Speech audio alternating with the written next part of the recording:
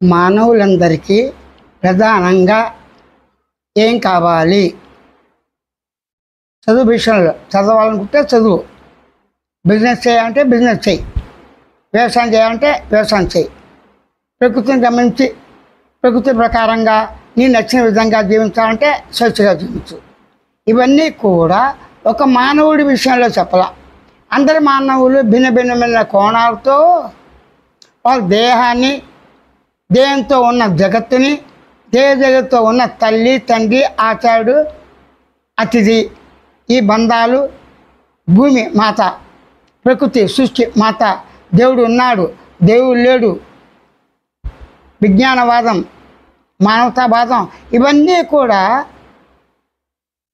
వాడికి ఏం కావాలో అది తెలుసుకోవటానికి 100% మనకిచ్చారు. ఆహారం ఆకలింది. జంతువులు చూడండి, పుట్టుకతో తల్లి పాలు విడిచిపెట్టిన తర్వాత తల్లి వెంట ఉన్నా లేకపోయినా దాని తగిన ఆహారాన్ని తింటూ ఉంటుంది.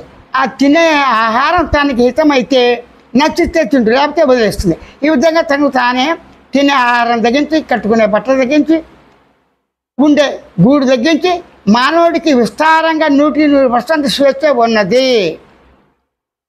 ఈ స్వేచ్ఛ ఒక మానవుడి దృష్టిలో చెప్పింది కాదు, ఒక మానవుడి దృష్టిలో ఏం కావాలి అని కాదు. ఇక్కడ సమస్త సృష్టిలో ఉన్న ప్రాణులతో సహా ఆహారం గురించి కావచ్చు, నిద్రపోవటానికి గురించి కావచ్చు, తోడు నీటితో సంతానాన్ని కావచ్చు, దానికి తగినటువంటి ఏర్పాటు ముందే జరిగిందా, దేవుడు చేశాడా, ప్రకృతి చేసిందా అనక్కల. తన వయసుని బట్టి తనకే తెలుస్తుంది. చిన్నపిల్లవాడు ఆట వస్తువులను చూస్తూ ఇవి బాగుంటాయి, వాడు కూడా ఇమిటేషన్ చేస్తాడు. అంటే రైలుకు చూసాడు అని తాను వెళ్తూ తనకి వెనక స్నేహితులని చెల్లిని పెట్టుకుని ఒక రౌండ్ కొడతాడు. అంటే ఇమిటేషన్. ఇమిటేషన్ అంటే కాపీ కొడతాం కాదు. పంచభూతాలన్నీ చూసి పంచభూతాలతో తయారైనటువంటి సమూహంగా ఉన్నటువంటి పరమాణువుల యొక్క అంతమైన సంఖ్యలతో పరమాణువులతో పరిణామాలు వచ్చినట్టే భూదేవి పంచభూతాలతో ఉంది. మరి అదే పంచభూతాలతో నీ దేహం కూడా ఉంది కదా. నీ దేహం నీకు అవగాహన అయిన విధంగా అనుభూతితో పంచభూతాలతో ఉన్న సృష్టి అనుభూతి అవుతుంది.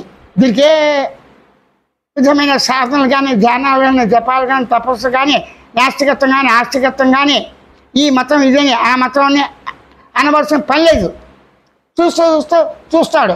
అమ్మ అన్నప్పుడు నమస్కారం. ఏంటంటే సూర్యుడికి సూర్యుడు అని పేరు పెట్టింది, రవి అని పెట్టింది, తేజస్సుడు అని రకరకాల భాస్కరుడు, రకరకాల పేర్లు ఉన్నాయి.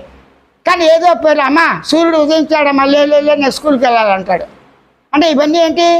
ఉన్న వాటిని కాపీ కొడుతున్నది.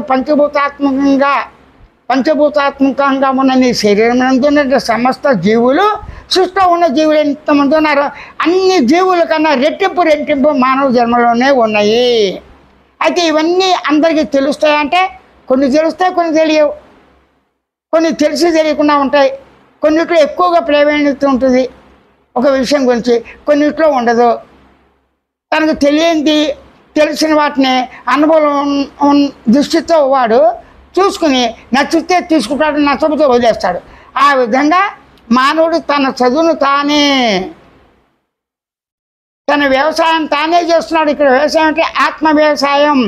దేహంతో వ్యవసాయం చేయాలి, ఆత్మ వ్యవసాయం అంటారు.